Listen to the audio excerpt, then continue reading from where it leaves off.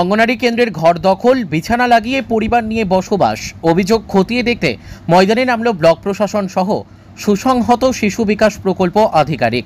শনিবার সকালে ওই অঙ্গনারী কেন্দ্রে পৌঁছান ধূপগুড়ি সমষ্টি উন্নয়ন আধিকারিক সঞ্জয় প্রধান, জয়েন্ট বিডিও, ধূপগুড়ি থানার বিশাল পুলিশ বাহিনী, সুসংহত শিশু বিকাশ প্রকল্প আধিকারিক, পঞ্চায়েত সমিতির সভাপতি অর্চনা সূত্রধর সহ আরও অনেকে। উল্লেখ্য, ধূপগুড়ি মহকুমার নিরঞ্জন পাঠ 805 নম্বর অঙ্গনারী কেন্দ্রের রান্না এবং শিশুদের পঠন পাঠন চলে অন্যত্র। সেন্টার থাকলেও সেখানে থাকেন জমিদাতার দাবি, অঙ্গনারী কেন্দ্র তৈরির সময় ঠিকাদার তাকে ঘর তৈরি করে দেওয়ার মৌখিক প্রতিশ্রুতি দিয়েছিল, তবে এখনও সেই দাবি পূরণ হয়নি। তার দাবি, সেই ঠিকাদার নাকি তাকে সেন্টারে থাকার পরামর্শ দিয়েছেন।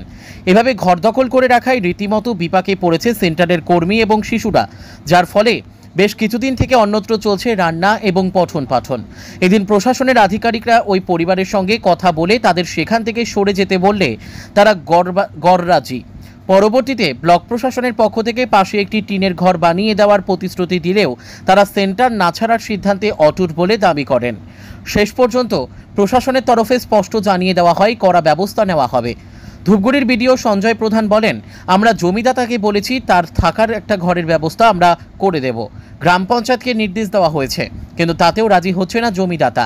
কিন্তু সরকারি সেন্টার এভাবে দখল করে রাখা যাবে না, দ্রুত শিশু আলয়টি চালু করতে হবে, আমরা নির্দেশ দিয়েছি। সুসংহত শিশু বিকাশ প্রকল্প আধিকারিক বলেন, আমরা অস্থায়ীভাবে একটা থাকার ঘর, শৌচালয়ের ব্যবস্থা করে দেব প্রস্তাব দিয়েছি, কিন্তু তাতেও রাজি হয়নি। দ্রুত সেন্টার ছেড়ে না দিলে আইনি ব্যবস্থা নিতে হবে।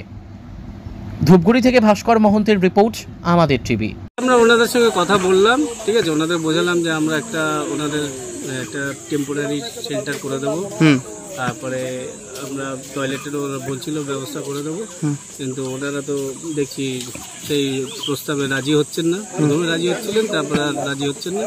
তারপরে আইনানুগ ব্যবস্থাই নিতে হবে ওনাদের। ঘর থেকে কি বাইরে হয়েছে?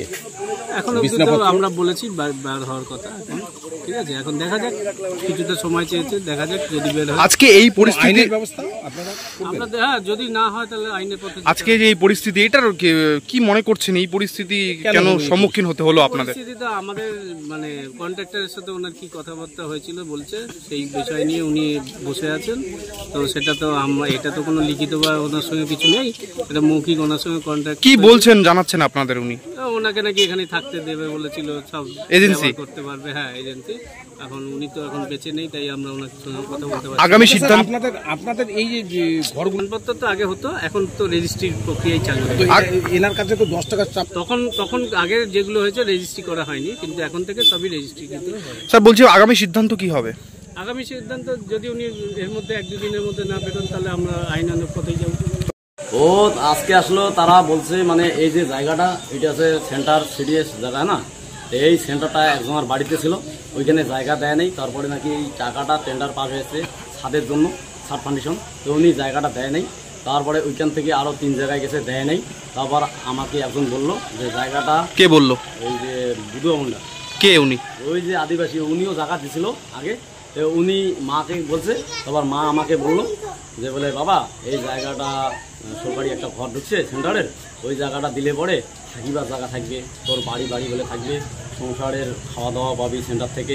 হ্যাঁ, এইভাবে আলোচনা করছে ওই যে বুধুয়া মুন্ডা। তারপর মা সেবা দিবার গেছু, সেবা থেকে আসিয়া মা বল পরের দিনে ওই যে দিদিমণি, মানে সেই জন্য বাড়ি মানে নিজের ঘর ভেঙে এটা ঘর বাড়ি ভাঙিয়া, নিজের ঘর বাড়ি ভাঙিয়া এই যে তখন জায়গাটা দেওয়া হওয়ার পরে তারপর বুড়া সুভাষ রায়, বাসন্তী দাস, উনি আসলো, আইসা আমাকে বলল যে বলে, বাবা জায়গাটা দিলে তোর ধর্ম জায়গা হবে, বাড়ি তোর ভাঙি দে বাস্তবিটা। হ্যাঁ, সেই জন্য দিছেন? হ্যাঁ, সেজন্য দিছি। তুই গরিব মানুষ, পাকা ঘর করতে পারবি না, এখানে সরকারি ঘরটা উঠবে, তোর ব্যবহার, তোর বাড়ি থাকবে, ঘরে থাকবে, তোর সংসারে উন্নয়ন হবে, বাচ্চা কাচ্চার উন্নয়ন হবে, খাওয়া পাবি এক টাইম করে। এই প্রলোভনগুলো কে দিছে? সে কি পদে, কোন কি? ও বাসন্তী, এখানে অঙ্গনওয়াড়ি সেন্টারের দিদিমণি এখন বর্তমান। হ্যাঁ, বর্তমান। ও আপনাদের এই প্রলোভনগুলো দিছিল? আমার বাড়ি থাকবে, ওরা আসবে টাইম মতন, হ্যাঁ, টাইম মতন স্কুল করবে, চলে যাবে, এইটুকু আলোচনা। না, এখন এই যে সরকারের লোক এসে বলছে যে এটা অঙ্গনওয়াড়ি স্কুল, ঘরটা ছাড়তে হবে, এটা সরকারি জায়গা, তো আপনারা এখন কি চাইছেন, কি করলে আপনাদের সমাধান হবে?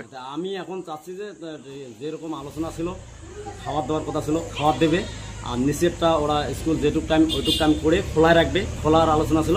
আর আমাকে উপরটা বানায় দাও। হ্যাঁ, আপনি উপরে থাকবেন? হ্যাঁ, উপরে থাকবো, নাহলে বাচ্চা কাচ্চা নিয়ে এখন কোথায় যাবো হুট করে আইসা বললে।